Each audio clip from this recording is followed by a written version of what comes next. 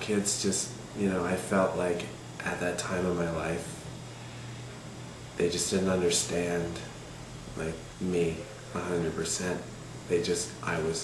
So, I was just so different.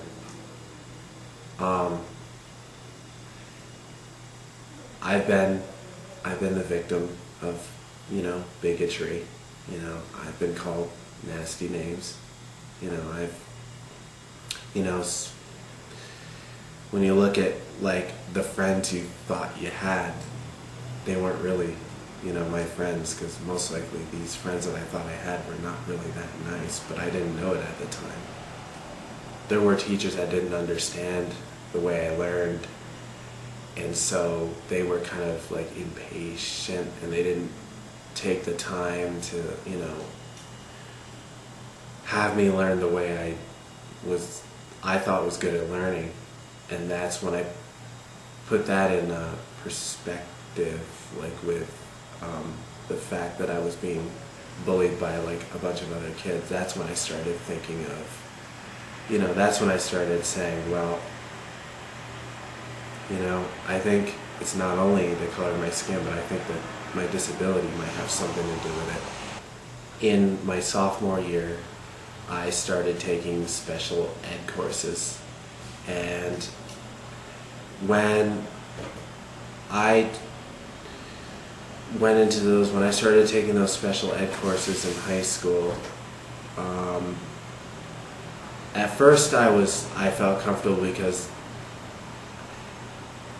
there were other people with, developmental disabilities in these special ed courses, and when I got a description of like the type of, classes they were, with not that much homework, but homework that you can do in a way that you can do it, that's what made me feel good at first.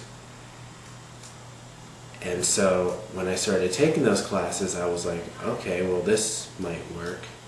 But then I ran into another problem, which was socially, a lot of the individuals with disabilities in those classes had disabilities that were more, visible. And because mine is considered invisible, or can be invisible, depending on, well, I have a lot of self-control. The kids that I started, getting to know more at first they didn't understand me, because my disability, as I look back at it, was more invisible than theirs.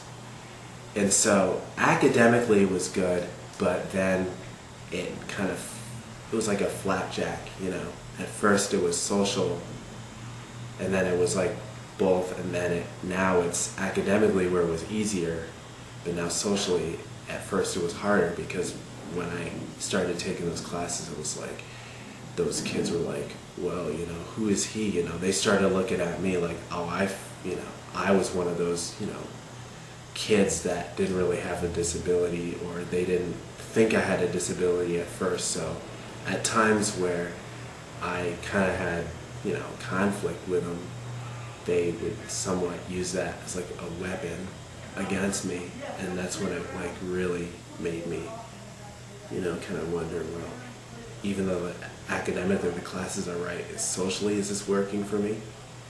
And that's when I really started realizing and started thinking about, my disability even more.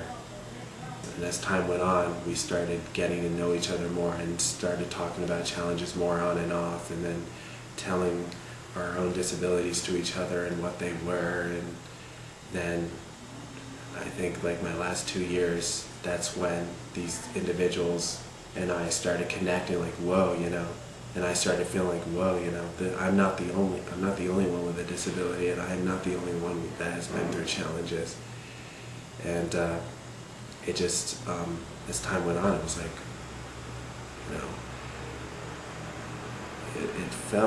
it felt amazing, and it felt really good to actually get to know people that actually were like me in a way, and have been through the same type of challenges as me.